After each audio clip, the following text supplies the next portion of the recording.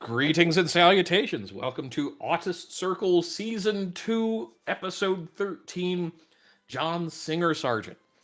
I am once again, apparently, your host, the Bleach Demon, and joined, as always, by the man who actually does all the hard work, Total Blackout Painting, also known as Fat Dave. Hello.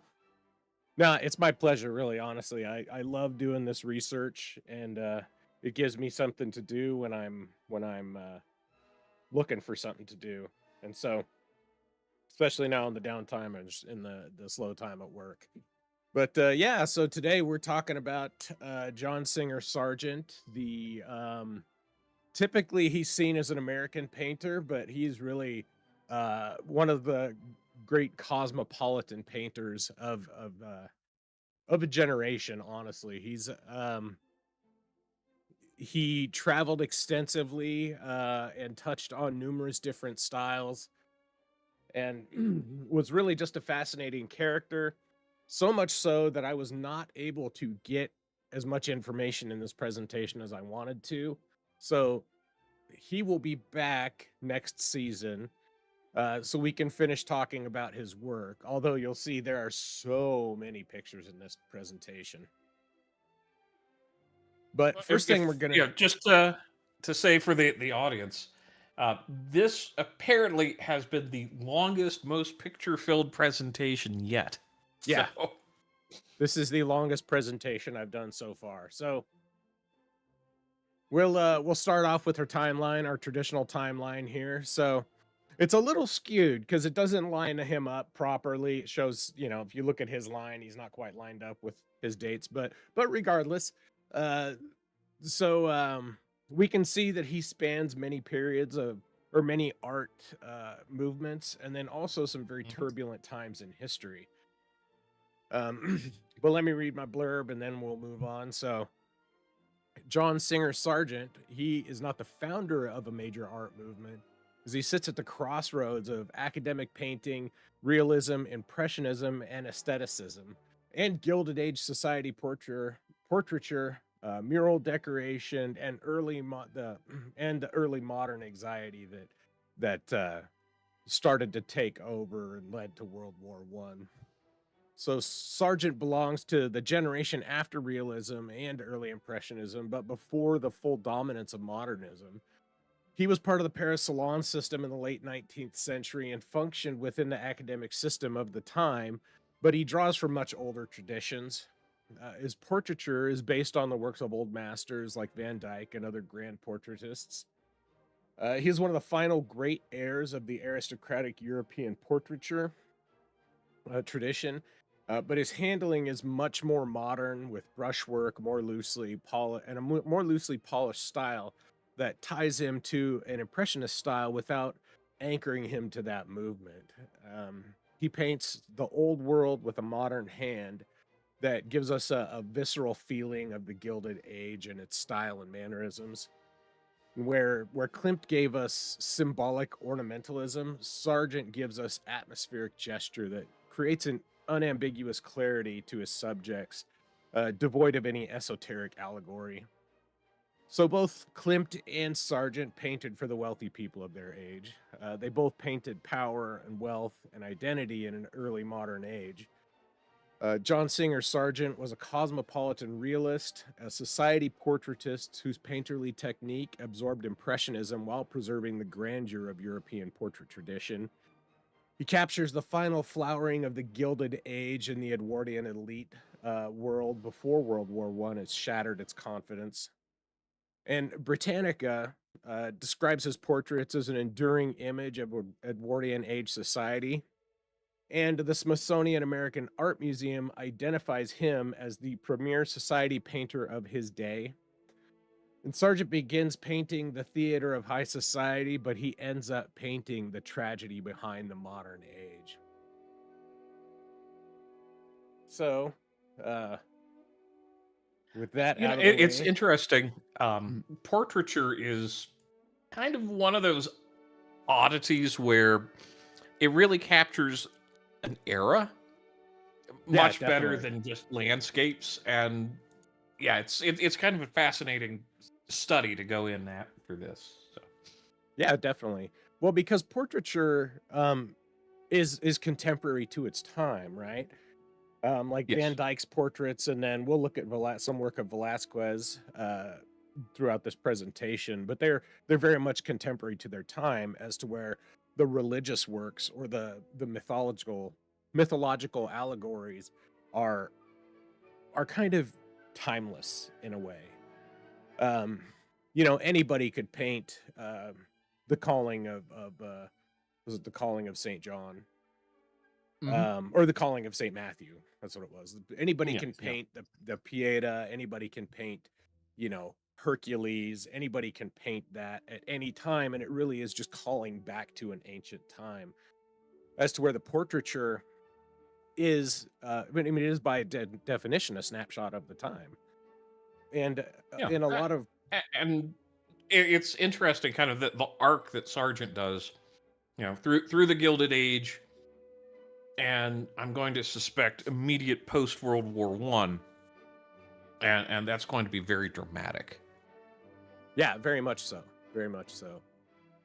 So, yeah, in a way, the portrait artists were kind of like the J.C. Penney family portrait studio, at the time. Oh, Like, yeah, yeah. they kind of were. Like, everybody wanted to get, like, when I was a kid growing up, we got family portraits every year. Um, Hmm. they take school pictures every year. And in a way, these portrait artists were kind of the same, although artists like Sargent were only accessible by very wealthy patrons. Um, but we'll cover that. Let me get into the biography here, and we'll go forward. So, John Singer Sargent was born on January 12th in 1856 in Florence, Italy, to American expatriate parents. Dr. Fitzwilliam Sargent, who was an eye surgeon at the Philadelphia Medical Center, and Mary Newbold Sargent. His father, again, was an eye surgeon, but they left the United States for Europe in 1854 and lived a largely roaming expatriate life afterward. Sargent was the eldest surviving child. His surviving sisters were Emily, and these are all Sargent's paintings. This is a portrait John Sargent painted of his sister Emily. Mm. She was born in 1957, and his sister Violet was, or 1857, and his sister Violet was born in 1870. They had two other children, but none of them survived very long. Uh, they died very young. Um, so he had a privileged but unstable childhood in Europe, and his family spent winters in Nice and Rome and Florence and the Alps and in Pau and also in Biarritz on the beaches here, among other resort cities in Europe. He grew up immersed in culture, surrounded by museums, churches, languages, and landscapes. Uh, when he was young, his father had hoped that he'd pursue a career in the Navy because he has lineage that goes back to old military generals. But it soon became clear that his future laid in the arts. His mother was an amateur watercolorist and an enthusiastic traveler, and his father was a skilled medical illustrator. His mother encouraged him to sketch constantly while they traveled across Europe. He received an early formal education in Rome in 1868, then studied intermediately at the Accademia dei Arti in Florence between 1870 and 1873. But by 1874, the family concluded that Paris offered the best serious training available. So Sargent grew up to be a highly literate and cosmopolitan young man, accomplished in art and music and literature, and he was fluent in English, French, Italian, and German at the age of 17. How far our education system's fallen? Right. So, again, in 1874, at the age of 18, his family took him to Paris for formal education. And as we discussed tirelessly, Paris was one of the centers of the European art world at the time. He entered this private studio of Carolus Duran, and this is a portrait painted by Singer in 1879. Hmm. And Duran was a very talented portrait and portrait painter. This is a painter that he did. This is called The Kiss, and it's a self-portrait of him and his wife as newlyweds. But he was Hmm. also a realist painter, and this is another one of his works called The Merrymakers, which I think there's a really interesting contrast in style.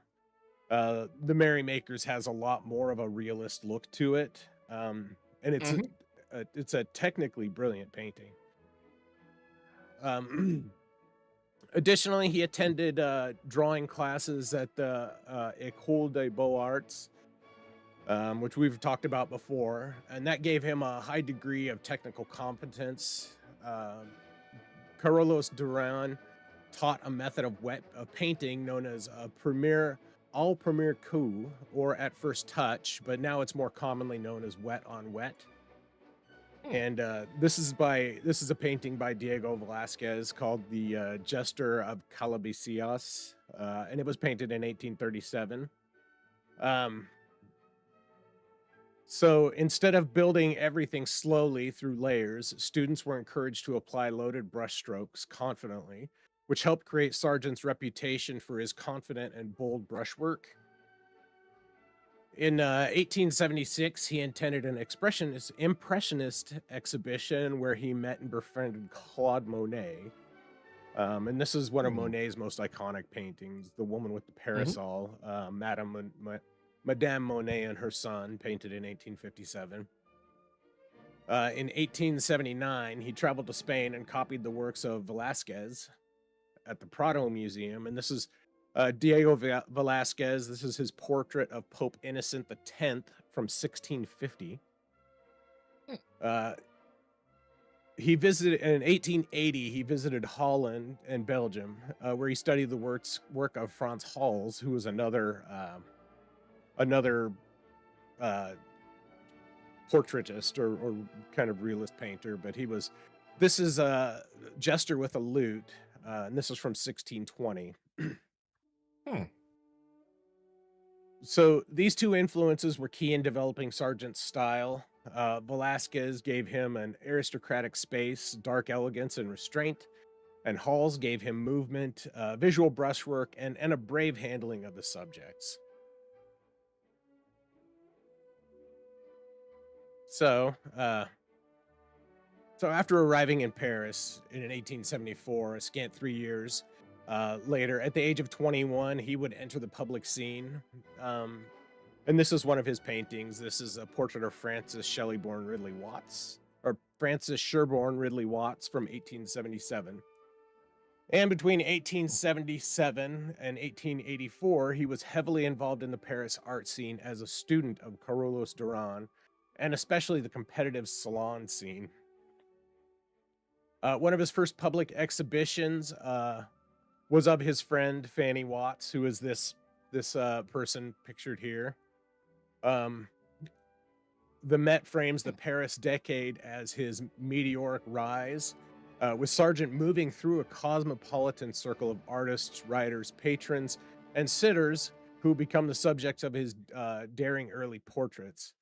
And again, as stated previously, from 79 to 80, he traveled where he absorbed the works of Velázquez and dance culture in Spain. He also he also traveled to Morocco and eventually visited Venice in 1880 and 1882. Um, and 1882 was an early peak in his career, and it leads to our next two paintings. So, jump over to the first one here. This is The Daughters of Edward Darley Boit. Painted in 1882. It's an oil on canvas, and it measures 87 and 3/8 by 87 and 5/8 inches, or 221.93 and 2 by 222.57 centimeters. And it's currently located at the Museum of Fine Arts in Boston. The painting depicts the four daughters of Sargent's friend, the Boit family, in their Paris apartment. And at first glance, it should be a charming portrait of four little girls. However, continued inspection shows it's not just a normal family portrait. The children aren't gathered in like the typical portrait position, close and affectionate. They're spread out into separate psychological zones. The girl on the left in the red dress, she's starkly visible, and isolated, while the youngest is playing in the foreground with a doll, in a pretty standard portrait pose and portrait position. Um, while the two older girls are set back and partially absorbed in the darkness. One of them's not even looking at the subject. She's kind of staring off like she doesn't want to be there, which could very well be. I was about to say, this may be the most accurate portrait I've ever seen. Right. So the image almost comes off as more of a still life than a portrait, um, in that it's not, it's not clear exactly who the subject, the one specific subject is. It's the scene is kind of the subject. So Sargent paints childhood not as a sentimental innocence, but as a separation, mystery, and kind of interior life. And this painting has a distinct connection to a painting by Velázquez called Las Meninas, or Hmm. Meninas. The square room composition, along with the deep shadows and dark recesses and ambiguous relationship, connect the works together and gives a hint as to Sargent's motivations for the layout. Hmm. However, while this painting, um, Velázquez's work, shows a lively theater, Sargent's is stark and very somber. The the two tall blue and white vases are not just decoration, because they tower over the girls and echo the vertical human forms, almost becoming silent guardians or doubles within the room, while also being hallmarks of a wealthy family and helping to reinforce the scale. Children are small, but the apartment is vast, and it makes the children feel even smaller by comparison. And Sargent uses this work to show that portraiture can be more than likeness. It can be atmosphere, hierarchy, and silence. And another note about this painting is where it's at in the Museum of Fine Arts in Boston. The portrait is actually put between two giant blue vases, just like the ones in the painting. Oh, So yeah, that's brilliant. that was pretty cool. Yeah, one thing, just looking at this from a framing perspective, it's very asymmetric, which really helps. It does. It really, I think that the asymmetry leads to, well, there's some tension to it, and then it draws your eye from the little girl to the girl in red to the older girls, and then just kind of to that empty space, and that red, the red partition Room over by divider? room divider, Yeah. over by the other vase really gives it, it gives it an interesting counterbalance. And And of I also course, like the mirror in the background, also framed between two blue vases. yeah. Yeah, and this I mean, this picture is kind of rough when you zoom in on it. The picture of the painting is kind of rough, but the painting itself, he does an excellent job of kind of capturing the light, especially the angles of light on the girls' dresses, to give them um, that clean, bright white look that you would expect off of a clean white dress.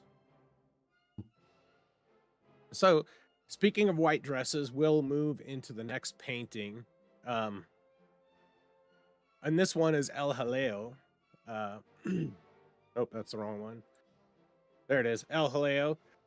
Painted in 1882 also. And this is an oil on canvas. And this one is fucking huge. It measures 91 by 5/16 inches and by 5/16, 137 inches. 91 and 5/16 by 137 inches, or 232 by 348 centimeters, and it currently residing in the Isabella Stewart Gardner Museum in Boston. And this painting grew out of Sargent's travels in Spain and North Africa in 1879, and especially his exposure to Spanish music and culture and dance.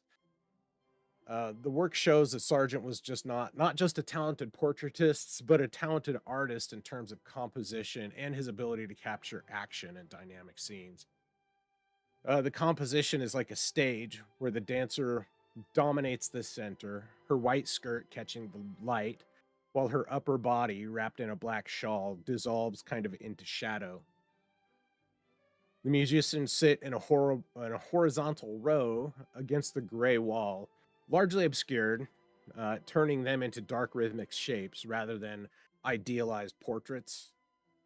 The dancer with her raised arm and twisted torso and lifted skirt and trailing black fabric make the whole image feel like a single dramatic instance. Much of the painting is built from blacks and grays, browns and whites, and smoky shadows, with only flashes of warmer colors.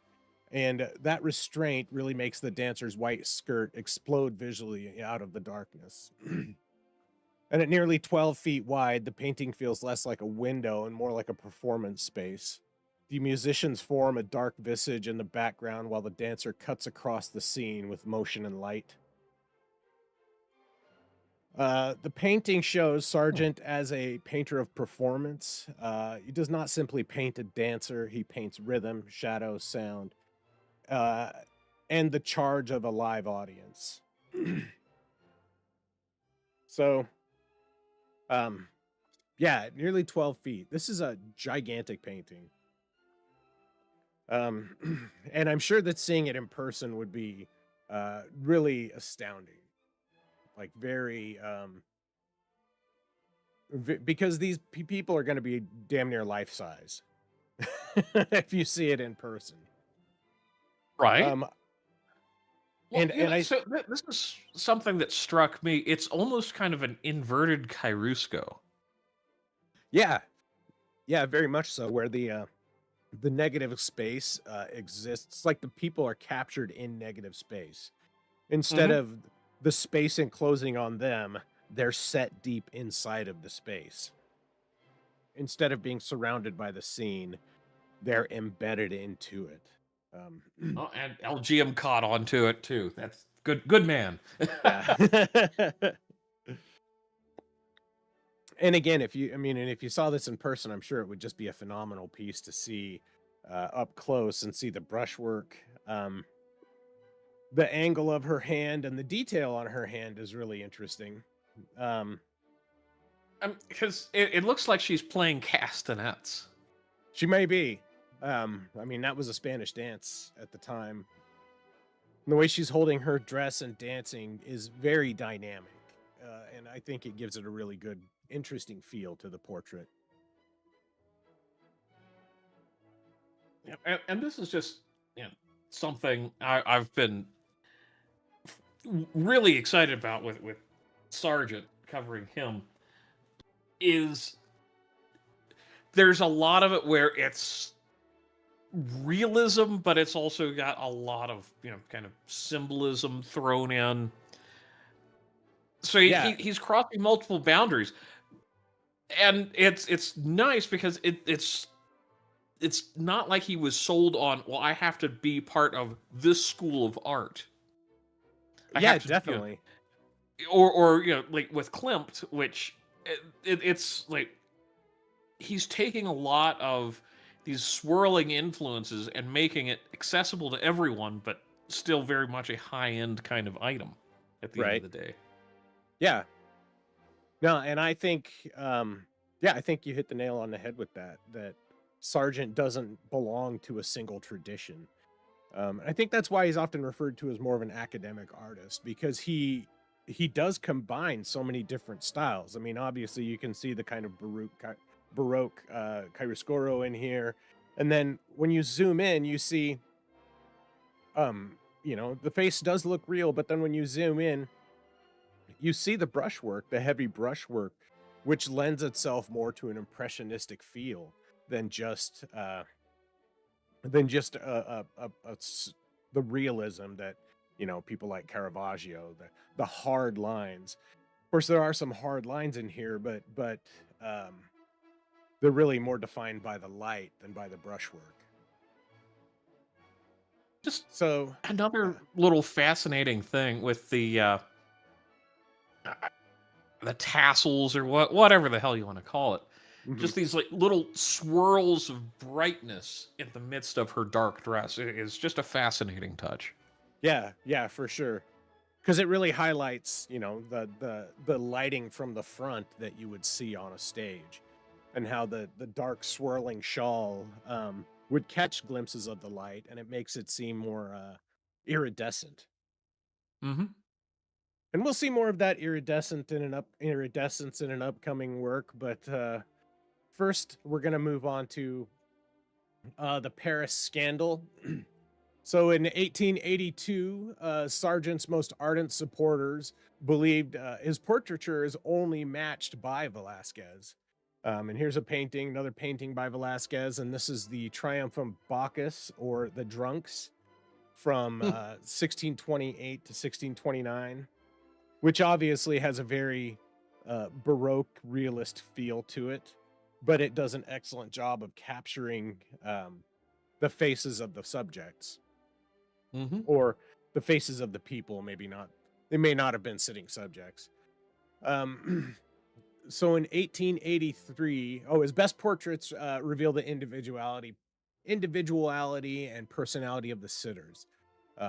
Sargent's work does. And in Hmm. 1883, he begins work on a portrait that becomes Madame X. And the sitter was Virginie Amelia Avano Gautreau, who was this woman here, who was also Hmm. known as Madame Pierre Gautreau. She was a Louisiana-born figure in Parisian high society. She was known in Paris for her carefully constructed appearance, and Sargent hoped the portrait would enhance his own reputation. Importantly, this was not a standard commission. Uh, he painted it without formal commission, but he did paint it with her cooperation.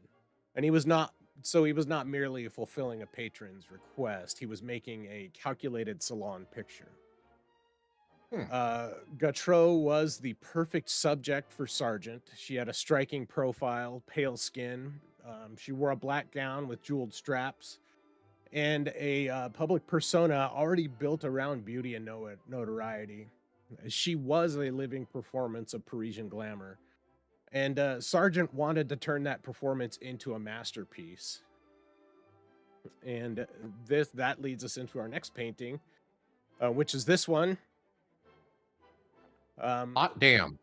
Called The Portrait of Madame X, painted in 1883 to 1884. For that 1884 Paris Salon, it's oil on canvas, and it measures 82 and 1/8 by 43 and 1/4 inches, or 208.6 by 109.9 centimeters. And this is currently in the Metropolitan Museum of Art in New York. So, as mentioned previously, the subject was Virginie Amelia Avano Gautreau, and she was the wife of an influential French banker. She was famous for her beauty, public presence, and carefully cultivated appearance. Gautreau is standing in an elegance beside a table, dressed in a sleek black gown with jeweled straps. Her skin is unnaturally pale, like she's cut from marble, and her head is turned sharply, giving her an aloof, aristocratic, and almost untouchable air, while displaying her sharp, striking profile. So was this the original The original big version, goth uh, girlfriend? Yeah. yeah, right. The original goth mommy. Yeah. So the original version of this painting showed one shoulder strap slipping down Gautreau's shoulder. Um, but that detail was small, but it mattered enormously, because salon culture, as well as Gautreau's reputation, was built on respectability. And the fallen strap suggested an uncharacteristic intimacy and an air of sensuality and seductiveness. And Sargent painted not just her likeness, but her image as an image. Hmm. And again, as stated previously, this was not a commission. Sargent pursued her for the painting. He wrote to a common acquaintance quote, "I have a great desire to paint her portrait and have reason to think she would allow it, and is waiting for someone to propose this homage to her beauty. You might tell her that I am a man of prodigious talent." Which I love that quote. So Sargent repainted the strap to its expected over-the-shoulder position later to try and dampen the furor that it caused, but the damage had been done, and the scandal of Madame X was not that Sargent painted Madame Gautreau as beautiful; it was that he painted beauty itself as something staged, brittle, and disturbingly self-aware. And he sent this painting to his studio in England and eventually sold it to the Metropolitan Museum of Art in 1916. And it always remained his favorite painting, and he is very open regarding it. Hmm. So I this I can see why. This, yeah, if that would be an amazing piece to have hanging up in one's home. Absolutely. It's a very stunning piece, and I think it has a lot of it has the Art Nouveau feel to it in a way, and we'll see that next week when we talk about Mucha. Um, while maintaining, the portrait style that Sargent was known for. And again, this was especially with the strap down, he painted kind of the aristocracy as more kind of behind the scenes of it a little bit, and Hmm. it really outraged a lot of people at the time, especially the fallen strap, because they were very uh because the seductiveness was very contrary to that Edwardian era um gilded age style of austerity that these people like to Yes, portray. it was a very restrained self portrayal, Yep. and that level of, just seductiveness would have rankled people, even the Parisians, I'm sure, Yeah. compared to just the English.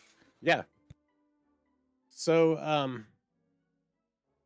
again, it's just a stunning picture and a very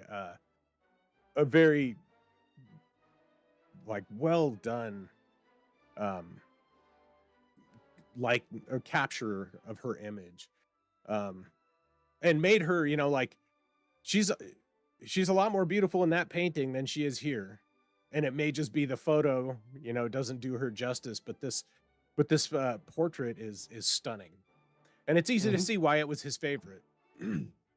Oh yeah. So moving forward here. We must. So after the 1884 Salon of scandal of Madame X, and here's a picture of this is a photograph of him in the studio with the portrait, which I think it's awesome. Mm, that is so cool. Yeah. And this first, The Man in Red, this is a portrait by Sargent as well. It's called Dr. Posey at Home, and it was painted in 1881. And I have a smattering of his portraits throughout this whole presentation, so we're just gonna get used to seeing them. Um, so the society that had previously embraced Sargent began to turn on him. His commissions dried up, and he was no longer celebrated on the salon scene like he was before. And Sargent actually considered giving up painting for music. Um, and while he had previously painted exotic beauties, this is a Capriote from 1878. And this artist is Rosina Ferreira, who was or this subject. She was an international model, and um, and also models. And this is Carmela Bertagna from 1879, who was an international model. They were not meant for public display, and he had painted society women. He had painted a society woman like an icon, but Paris society read the icon as exposure, and the scandal revealed the limits of society's acceptance of his boldness. And once he Hmm. crossed those lines, he kind of fell out of favor with the aristocracy. And as they're generally such a petty bunch, there was no going back. Yeah. So in 1885, Sargent began transitioning to England. English society was slow to embrace his work at first, but his work was seen as somewhat avant-garde, or in Sargent's own words, beastly French, which I love that phrase as well. He's got some brilliant phrases. Um, he found himself between worlds. He was talented but not fully accepted, and he worked to establish himself, but he needed advocates in society. He made friends with Henry James, this gentleman here, and this is another uh, portrait of Henry James from 1913, um, and who was a prominent writer at the time. And between 1885 and 1886, he painted Carnation Lily Lily Rose at Broadway in Worcester, where he spent his autumn months with Anglo-American artists and writers. Hmm. This painting became a success at the Royal Academy in 1887, and the painting was acquired through the Chantry bequest, who Francis Legat Chantry was a prominent sculpture artist in the early 19th century, and when he died, he left a large inheritance the uh, to the state, to the country of England, to the country of Britain, to purchase works for the museums, and so they used money from that to purchase this painting. Huh.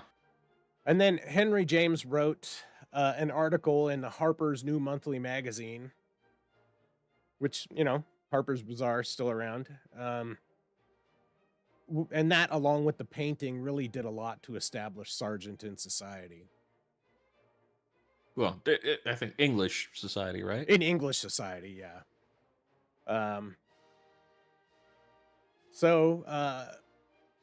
In September of 1887, Sargent crosses the Atlantic for only the second time in his life, and he went to New York to paint Mrs. Henry G. Marquand, and this is Henry G. Marquand, and this is the portrait he painted of his wife. And he was a prominent banker and collector, and he was enthusiastically received into American high society.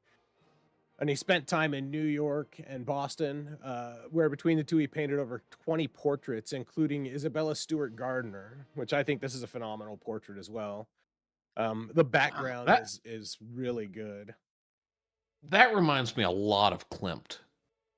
It does, with the gold filigree and stuff, with Mm-hmm. the decoration in the background. And she was a famous Bostonian art patron, and Miss Adrienne Iselin, who was the wife of a prominent New York businessman.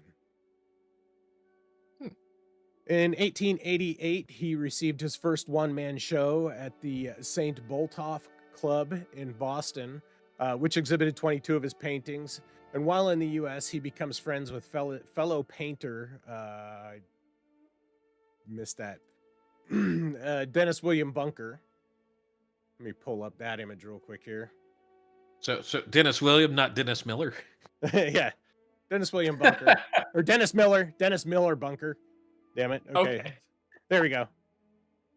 This guy.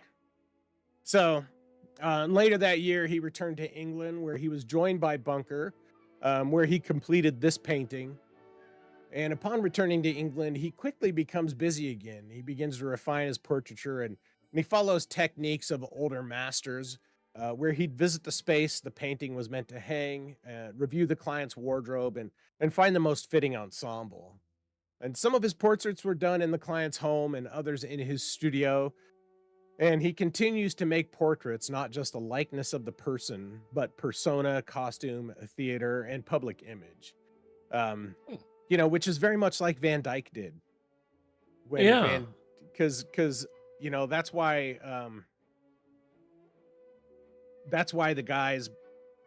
the king brought over Van Dyck, was because of his way, his ability to capture people in a grand and aristocratic manner.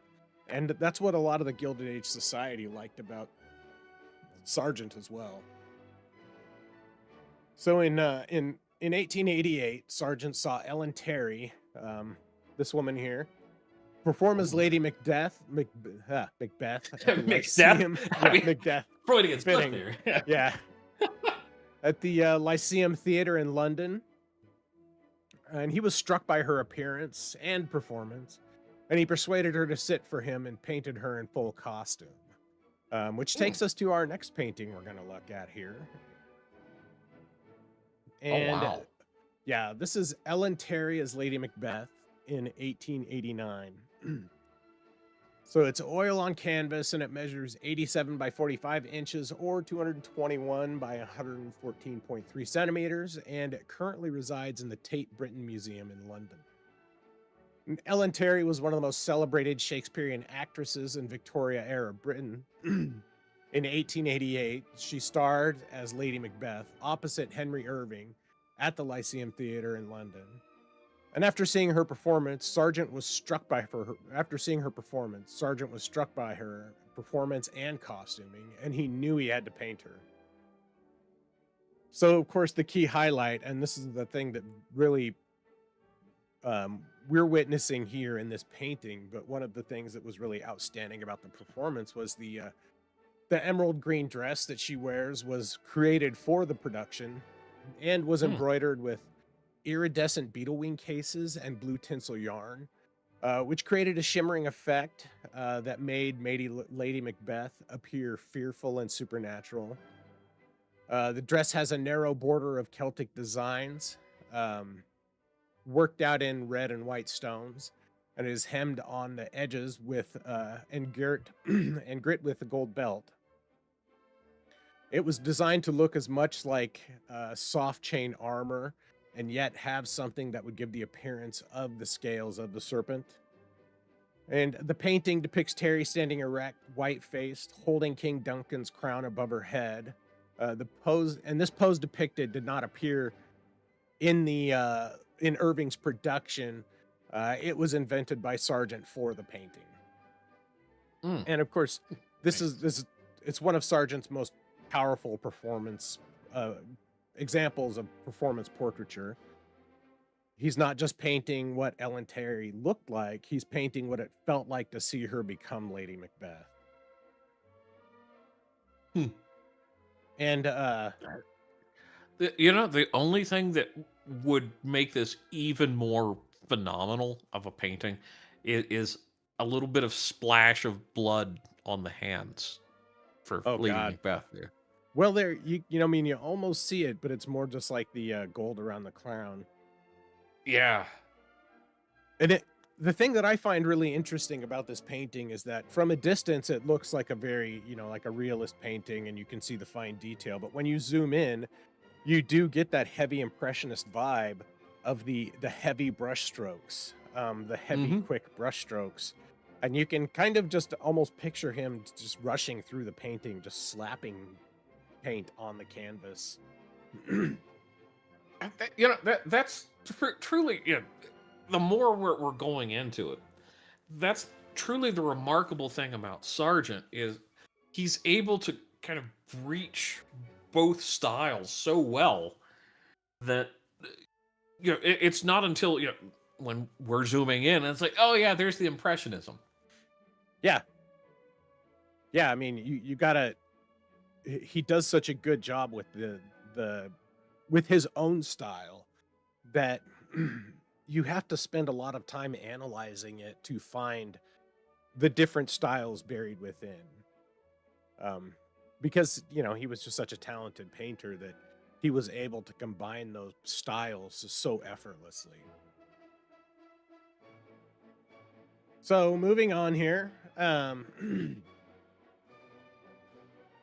So by 1889, Sargent's professional standing had recovered in England, and he'd found a safer way to display his spectacle and gained wider acceptance as a result. And around this time, his career began to accelerate on both sides of the Atlantic. The demand for his work was so great that in 1890, he painted around 40 portraits in 9 months. The artistic landscape of the 1890s was dominated by portraiture and murals, and Sargent became one of the premier portraitists of the Gilded Age elite. And at his peak, he was sitting 3 people a day. He was sitting 3 subjects a day, which is crazy. Wow. And that talent made him famous, but it also trapped him in the demands for fashionable portraiture. He was a victim of his own success. Um, so he was not simply enjoying success; he was being consumed by it. And this success and his drive led to the creations of dozens of some of the most iconic portraits of people. So this painting is Mrs. Edward L. Davis and her son Livingston, and this was painted in 1890. Um, this is his portrait of Theodore Roosevelt, which was painted, I think, in 1909. Mm-hmm. And then this was the Earl of Wymus in March. And this is probably one of my favorite ones. This is Rosemary Ormond, um, who is strikingly beautiful, and he does such a great job of capturing her beauty in this portrait, and it makes me understand, like, oh, that's why people loved him. That's Yeah. why. But Yeah. also he painted powerful people, and amongst them were John D. Rockefeller. And this is one of the most iconic portraits of Rockefeller as well. When you see, if it's not photographs, it's him. So, or it's this painting here. But then talking of portraiture, that leads us into our next painting that we're going to discuss. And this is Gertrude Vernon, Lady Agnew of Lochnaw. In 1892, he painted this. It's oil on canvas, and it measures 50 by 39.7 inches, or 127 by 101 centimeters. And this is currently at the Scottish National Gallery in Edinburgh. And this is really Sargent's work at the height of his aristocratic portraiture confidence, when he was in the middle of just churning out work. Of course, the sitter was Gertrude Vernon, who was married to Andrew Noel Agnew in 1889, and he became the 9th Baronet of Lochnaw in 1892. She was newly elevated to titled society, and this work helped elevate her status in public. It displayed an image of an aristocratic grace that helped secure her place within higher society. And when the portrait was first exhibited in 1893, it was an instant success, and that helped secure Sargent's reputation in Britain, while also launching Lady Agnew as a high society celebrity. Oh, I had to take a drink. So the dress, as well as the sash and the silk backdrop, highlights Sargent's ability to capture fabrics. So, as opposed to the realism of the Baroque masterworks of Artemisia and Orazio Gentileschi, Sargent uses his kind of impressionistic influence to capture the looks of fabric in his own characteristic style. But the painting also has a psychological effect in that Lady Agnew is relaxed, but she's not casual. She appears to be at ease, but the stage is very controlled. And her steady gaze gives a hint of almost playfulness, bordering on seductiveness, while remaining dignified in her posture and composure. And with Lady Agnew, Sargent finally solves the problem that began with Madame X. He still paints beauty as performance, but now the performance is acceptable, admired, and irresistible. And this is the scandal of before transformed into silk that his reputation is known for now.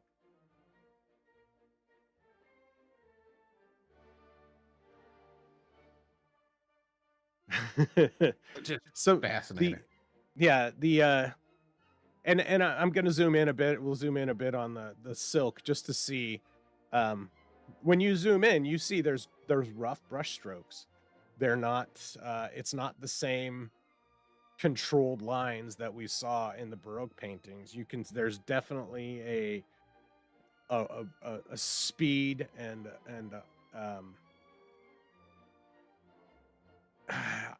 a boldness, you could say. It sounds a little gay when you say it like that, but there's definitely a speed and confidence to his work and to his style.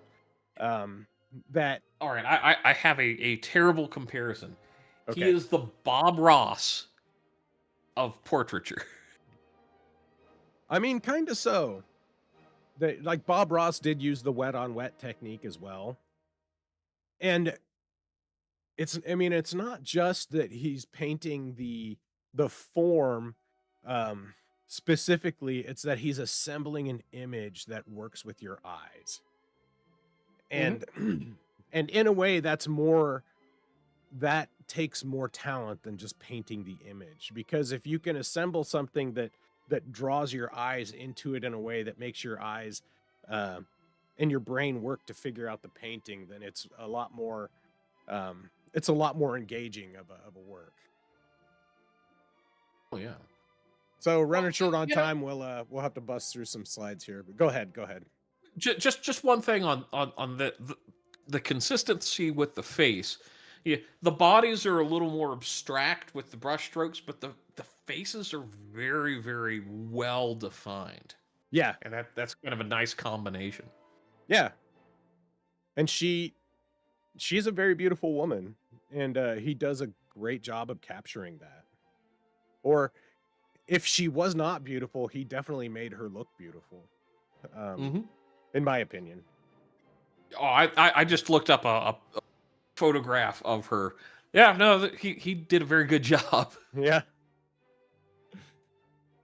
So we got 3 more slides to go in 8 minutes, so we'll bust through these real quick. So, at the turn of the century, Sargent had mastered the power of portraiture, and he grew wary of serving it.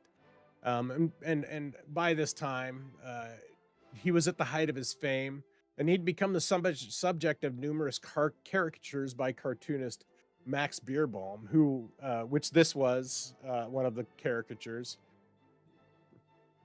Um, and he highlighted Sargent's kind of paunchy physique at the time, and this is a photo of Max Beerbohm. And as highlighted previously, he had created dozens of portraits and of some very prominent people. And then in 1907, at the age of 51, he officially closed his portrait studio and began to travel more.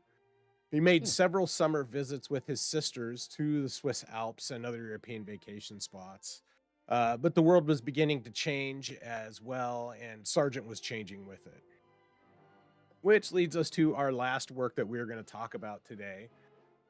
Um, I mean, and goddamn, this is when you talked about Sargent, this is the painting I wanted to make sure we did. yeah, um, of course, it's such a change from his other works, but still so powerful. And it does such a great job of capturing the spirit of this time. Let me get the rough details out of the way. So, painted in 1919 in the wake of World War One, it's an oil on canvas and it measures 90.9 inches by 20 feet. So, Hmm. huge painting. Or 231 by 611.1 centimeters, and it's currently located in the Imperial War Museum in London. So Sargent had traveled to France with his friend and fellow painter Henry Tonks, and Tonks had described seeing groups of gas victims led in lines with their eyes covered. And the composition shows the soldiers in a processional line marching past the bodies of men in the field, highlighting the horrors of war and the aftermath. And each man depends on the one in front of him to lead him, showing the mutual dependence of men in war as they march on helpless in this brutal scene of death. And in this work, Sargent's gift for staging bodies and fabric and drama, it's redirected away from society and towards mass suffering. And the painter who once made silk shimmer now paints bandages, mud, blindness, and the terrible choreography of wounded men. So there are some other interesting details. In the background, you actually see men playing football. It's that there's that dichotomy Oh of yeah, the horrors of war and kind of that desperate need for release at the same time. yeah, yeah. That's interesting. You know what? I didn't notice that before. I didn't notice that when I Most was people putting this don't. together. But yeah, you're right. Mo- They're Yeah, back here in the most back. people completely skip over that, and also the orderly kind of leading the men Yeah, in both lines that are walking. One's more an orderly, one's more of a actual physician, yeah, and just kind of the positioning, and because I've gone through these documents, it's like it's in written um, you know, documents, official war documents. It's like this is how you're supposed to lead men who have been gassed, not from the front, but kind of from the side. yeah. So, and then Which everyone else follows along behind, which is fascinating. But it's to deal with shell shock in a sense, so they still feel like they have some leadership because they yeah, usually tried to put the highest ranking NCOs in the front. Not always, but sometimes they tried. yeah. Um, and this is really a stark and terrifying image of what happened during World War One. You know, and it Hmm. really makes you understand why they kind of worked to ban chemical weapons and how and the use of them because of Yeah. how just how cruel and inhumane it became. So let's move on to the wrap up here. Um, so just because I got a few more. So Sargent was not simply the painter of fashionable people. He was a painter of performance, of beauty, rank, costume, ambition, and public image, and then finally of historic catastrophe. His career begins in the glitter of society and ends in the shadow of war. And towards the end of his work, uh, or towards the end of his life, he painted many works that show a transition to modern times. He created several works that look more Art Nouveau than traditional Sargent. This is one of his paintings. It's Hercules from 1921, Hmm. and also he painted other things of Greek myth, including Orestes pursued by the Furies in Hmm. 1921, and Atlas and the Hesperides, or Hesperides in 1925. And the works move Sargent back towards myth and towards a decorative rhythm and allegory and mural design, but forward toward a more modern style of painting. And really, we've only been able to scratch the surface of Sargent's life and associations, and he will be revisited to later seasons. But just to put a period at the end of this one. So John Sargent died suddenly in London in London on April 14th, 1925 at the age of 69. And by then, the world of his greatest portraits had already passed into history. The aristocrats, the actresses, presidents, heiresses, and industrialists he painted belonged to a society that had been transformed by war, modernism, and political upheaval. And his death closes the career of one of the last great painters of elite public image, an artist who kind of his fame began in scandal, but mastered in silk and ended by confronting war. So that's what I got for today. Um, that was a lot to go through, lots of paintings. And again, when you go look up his work, if you go to his wiki art page, there's 800 paintings on there, paintings and sketches. There's so Wow. many of them, and it was really hard to pick. It was really hard to pick ones that I specifically wanted to show, and talk about. And so that's why we covered 6 paintings in this one instead of our normal 5. But on top of that, I included so many more of his works. Yet again, only scratch the surface. So Well, and that's the thing. we're trying to do in an hour what some people spend lifetimes studying. Right. And yeah, it's again, you do a fantastic job. Uh, just because distilling this down into something that's prescient and easily digestible for the audience, myself included, it is definitely a passion project, and that's the thing. It's like you go through an artist like this, and there's so many options, and then just to cull out these and actually make them useful Yeah. is man, yeah. Yeah, have to build a narrative around it. So next week we're going to be talking about Alfonso Mucha and the Art Nouveau movement, which began to dominate the advertising world of this time and was really one of the iconic early 20th century art styles, although its foundations go back farther than that. But anyhow, we're we're we're at our end. So Bleach, again, thank you so much for joining me for this. Um Again, yeah, it is a passion for me to do this. I really do love doing uh doing these streams and learning about this stuff, and so I'm grateful that you are here to learn it with me. It's important. We always conclude with, hey, yeah, go out and look at some art. It's important for your culture, for your past, and for your future. And yeah, Sargent's a great example of that, Hmm. just because of the eras he crosses through. Yeah, absolutely. It's your art and your history, folks. So love it and embrace it, and we will see you next week. Indeed. Cheers.